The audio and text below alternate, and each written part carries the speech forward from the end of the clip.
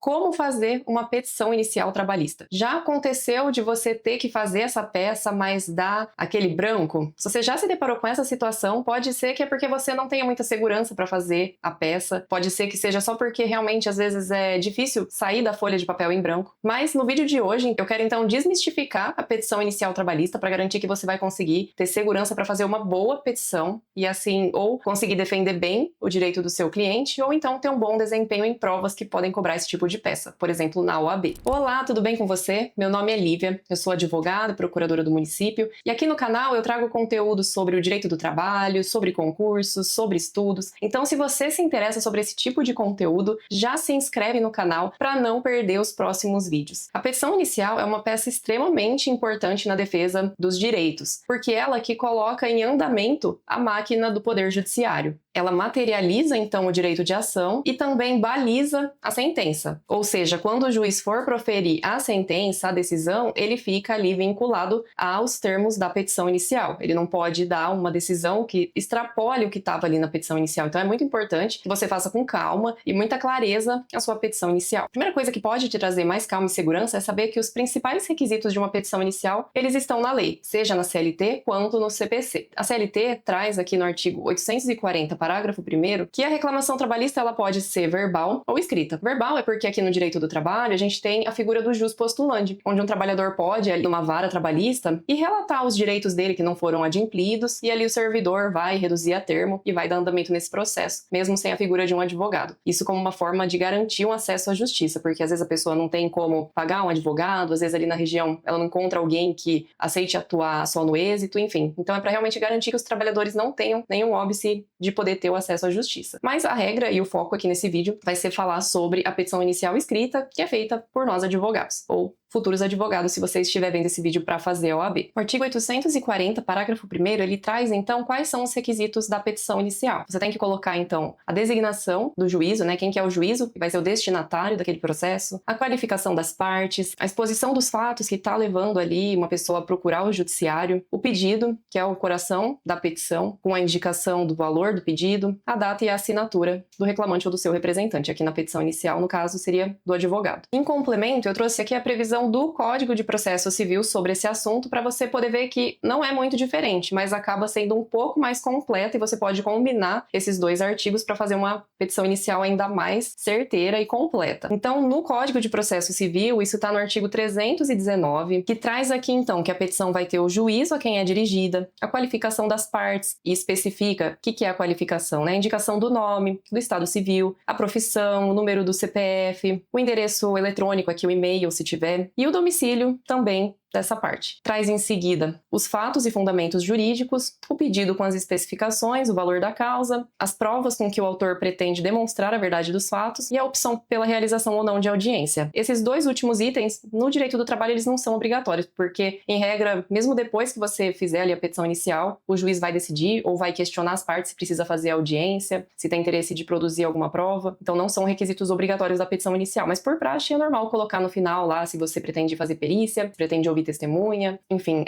a gente vai chegar lá ainda. Então esse é um panorama. Você pode até deixar meio já salvo quando você tiver que fazer uma petição inicial para garantir que você não está esquecendo nada. Mas, paralelo a isso, é importante que você tenha uma conversa com o seu cliente para poder ter a visão dele do que ele entende de direitos que não foram pagos. Você também acaba criando uma experiência para poder perguntar certinho se teve o registro na carteira, se tinha hora extra, se fazia intervalo, se as verbas rescisórias foram pagas, enfim, porque às vezes a pessoa pode nem saber que ela tem direitos que não foram pagos, né? Ela nem sabia que tinha aquele direito, como que ela vai chegar em você e pedir? Por isso que você também tem que fazer esse questionamento ativo. Pode ser que o seu cliente seja uma pessoa mais esclarecida, que tenha melhores conhecimentos dos direitos, até direitos previstos em convenções coletivas, mas, na dúvida, é melhor você também, como profissional da área, ir atrás de se informar para saber se tem uma norma coletiva. Eu vejo na prática que muitos advogados nem vão atrás de saber se tem uma norma coletiva aplicável, ou pior, acham uma norma coletiva, mas não têm o cuidado de ver se aquela norma coletiva é de fato aplicável para aquele trabalhador, e acaba juntando no processo uma norma coletiva que não se aplica. E, em consequência, consequência, perde a oportunidade de juntar uma norma coletiva que poderia ser aplicável e trazer ali um rol de direitos que poderiam aumentar e garantir ainda mais o acesso daquele trabalhador à justiça. Então já verifique, registre ativamente as informações que esse trabalhador, essa trabalhadora está te trazendo, os documentos que ele tem, os documentos que você pode pedir que ele procure, todos os documentos que você tiver vão, além de ajudar, eles vão precisar ser apresentados no momento do protocolo da petição inicial. O artigo 787 da própria CLT, ela já prevê que a reclamação trabalhista ela deve vir acompanhada dos documentos que a justificam, que a fundamentam. Então, vou reforçar isso porque é muito importante. Faça uma lista dos direitos que não foram pagos. Normalmente os pedidos, eles são a última coisa ali de um processo, mas eles são muito importantes. Então, por mais que estruturalmente eles fiquem no final de uma petição, é importante que você já tenha muita clareza, deixa ali no começo do arquivo de Word. Agora é muito fácil, depois que você terminou, você apaga esses pedidos para garantir que você não vai esquecer nada. Por mais que depois você possa complementar a sua petição inicial, quanto mais completa você fizer a sua petição inicial, você vai garantir que você não vai precisar depois fazer emendas, aditamentos. Então se organize para garantir uma boa petição inicial e assim já passar maior clareza, não ficar aquele processo bagunçado que tem pedido na petição inicial, depois tem um pedido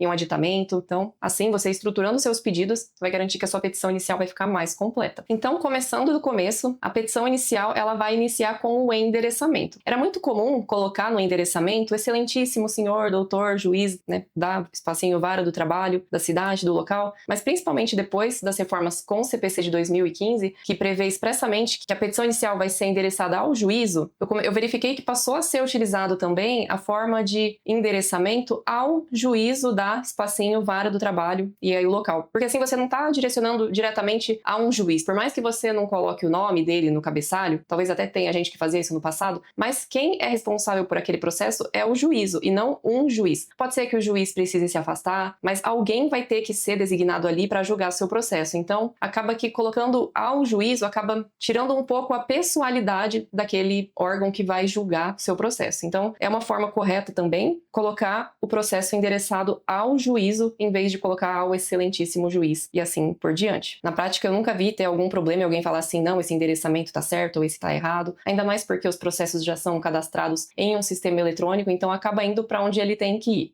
E para onde que você vai destinar esse processo? Em regra, no direito do trabalho, a vara competente para julgar aquele processo é do local de prestação do serviço. Se por acaso o local que a pessoa mora atualmente não é mais onde ela prestou serviço e por algum motivo ela queria tentar que o processo tramitasse lá na cidade onde ela está morando, você pode tentar endereçar uma vara a um juízo do trabalho ali do domicílio atual desse trabalhador. Porque a competência territorial aqui ela é relativa, ou seja, se não tiver uma impugnação, uma alegação de incompetência no momento oportuno, pode ser que ocorra a prorrogação dessa competência. Ou seja, a pessoa trabalhou no município alfa, mas o processo dela vai ser analisado pelo juízo da cidade beta, porque ele entrou com o processo lá e não foi alegado no momento oportuno essa incompetência territorial. Passando então agora para a qualificação. A qualificação prevista pela CLT ela é um pouco mais vaga, mas não custa tentar seguir os parâmetros previstos na CLT. Se você tiver todos os dados, colocar ali uma qualificação bem completa, porque em regra você só vai ter que fazer a qualificação completa na petição inicial. O reclamante faz na petição inicial e a reclamada na contestação. Depois você só coloca lá o nome e que a parte já foi qualificada. Então pode dar um trabalhinho, mas é importante colocar também o endereço completo com o CEP. O CEP você vai precisar quando você for cadastrar o processo. Então você já ter deixado essa informação fácil vai te ajudar um pouco mais para frente. Passando então pela qualificação, alguns pontos que você pode já colocar é o pedido de gratuidade da justiça. É muito normal na justiça do trabalho que a pessoa que está entrando com o processo ela esteja desempregada. Então ela vai fazer uma declaração de hipossuficiência e pode ser interessante já colocar esse requerimento logo depois da qualificação. Também é possível verificar se tem algum motivo de prioridade de tramitação daquele processo, por exemplo, em razão da idade. Algumas causas de preferência de tramitação de processo podem ser verificadas no artigo 1048 do CPC. Pode ser feito também um pedido de tramitação do processo pelo juízo 100% digital, para evitar, às vezes, que tanto o advogado quanto a parte precise se deslocar até o fórum para fazer audiência presencialmente. Passou a ser muito normal na Justiça do Trabalho a realização de audiências por meio do Zoom, ou seja, de um modo virtual. Então é normal você ver advogado fazendo audiência do carro, já vi advogado fazendo audiência dirigindo, advogado fazendo audiência internado.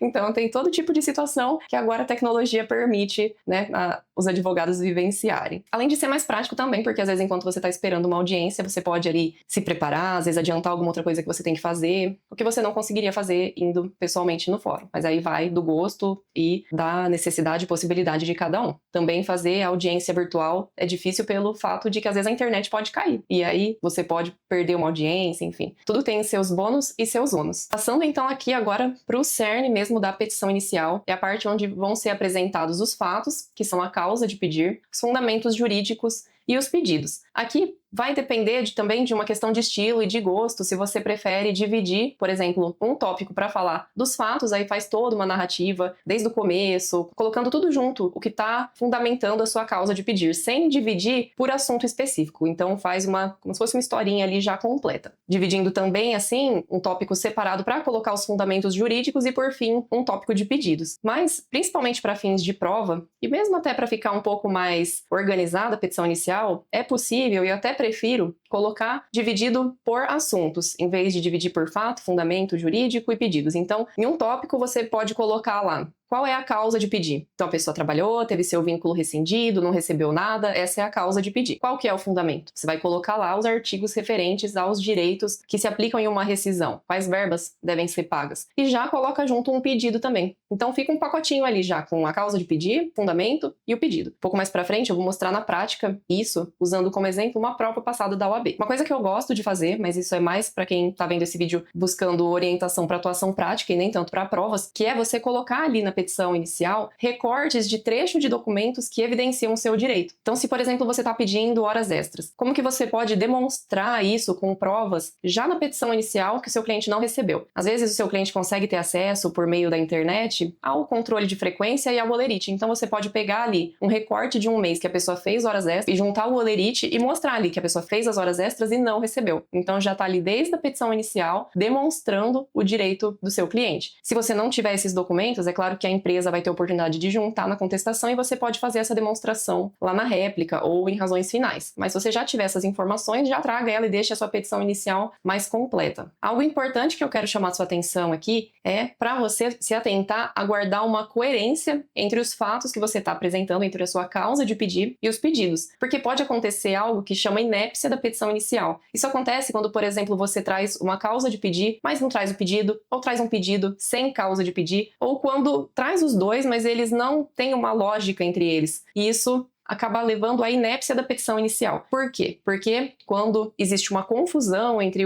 a causa de pedir e o pedido, ou quando você faz um pedido sem uma causa de pedir, isso acaba dificultando o exercício do direito de defesa pela pessoa que você está querendo ver condenada ali naquele processo. Então é importante que exista, no mínimo, uma coerência. Por mais que o processo do trabalho ele seja simplificado, preze por menos formalidades, é importante que se traga bem resumidamente, bem simples, qual que é a causa de pedir de cada pedido e uma existência mínima de coerência ali entre eles. Como eu disse, eu vou trazer no próximo vídeo uma elaboração de uma petição inicial da OAB, onde isso fica muito claro e você vê que é simples, não é difícil. Só precisa ter organização. Como eu disse, se você tiver elencado lá bonitinho os seus pedidos, isso já vai ajudar muito a não acontecer de você colocar um fato e esquecer de pôr o pedido, ou pôr um pedido, mas esqueceu lá de pôr a causa de pedir, enfim. Então é importante se atentar para evitar a inépcia de algum pedido da sua petição inicial. Normalmente fala inépcia da petição inicial, mas como é normal na petição inicial trabalhista ter vários pedidos, o fato de ser reconhecido a inépcia de um dos pedidos não vai fazer com que toda a petição inicial seja indeferida, e sim só aquele pedido ali que não foi possível entender qual que era o pedido com a causa de pedir, mas sim só daquele item ali que foi uma causa de pedir sem pedido, um pedido sem causa de pedir, ou que estava ali meio confuso e não estava dando para entender o que a pessoa queria com parte da narrativa dela. Passado então essa parte muito importante de uma petição inicial, existe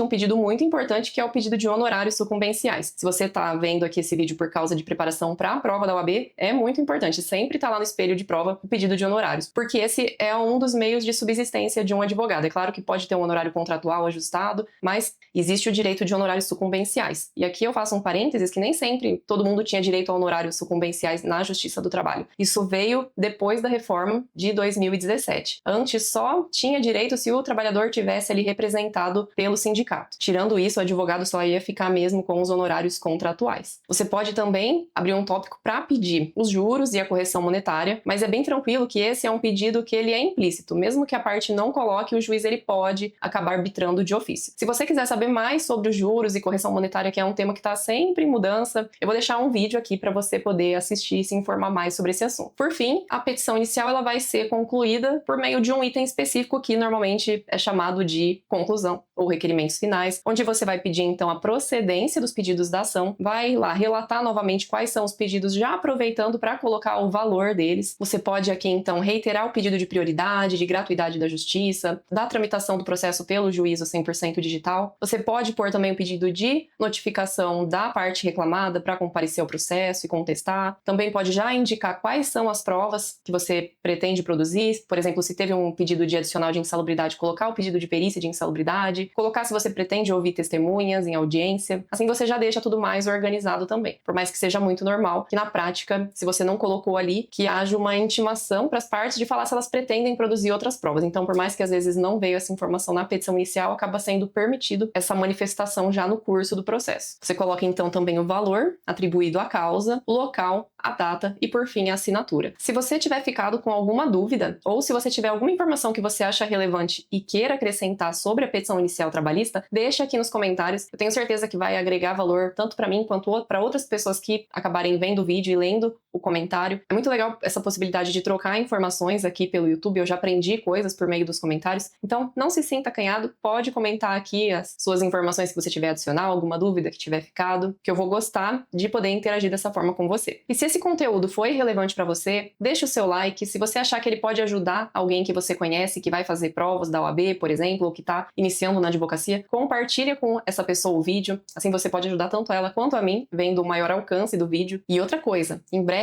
eu vou gravar um vídeo colocando na prática o que a gente viu no vídeo de hoje, na elaboração de uma petição inicial, usando um caso concreto que caiu em uma peça prática trabalhista da OAB. Então, se você quer ver na prática como que você pode elaborar uma petição inicial, como que às vezes algo na teoria pode parecer complexo, mas na prática não é tão complexo assim. É mais às vezes um medo da folha em branco e de formalismos, mas na prática acaba tendo uma certa coerência. Se você quiser ver esse vídeo, então eu te convido para se inscrever no canal, caso você não seja inscrito ainda, para poder ser notificado quando o vídeo for ao ar. Bons estudos e até mais!